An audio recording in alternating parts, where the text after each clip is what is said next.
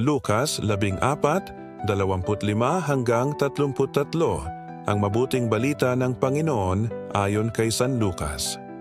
Noong panahong iyon, sumama kay Jesus ang napakaraming tao, humarap siya sa kanila at kanyang sinabi, "Hindi maaaring maging alagad ko ang sinumang umiibig sa kanyang ama at ina, asawa at mga anak, mga kapatid, at maging sa sarili niyang buhay ng higit sa akin.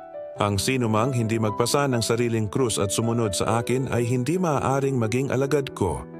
Kung ang isa sa inyo'y nagbabalak magtayo ng tore, hindi ba uupo muna siya at tatayahin ang magugugol para malaman kung may sapat siyang salaping may pagpapatapos niyon? Baka mailagay ang mga pundasyon ngunit hindi naman may patapos. Siya ay kukutyain ang lahat ng makakakita nito. Sasabihin nila, nagsimulang magtayo ang taong ito pero hindi na ipatapos. O sinong hari na makikipagdigma sa kapwa-hari ang hindi muna uupo at pag-aaralang mabuti kung ang 10,000 niyang kawal ay maisasagupa sa kalaban na may 20,000 tauhan.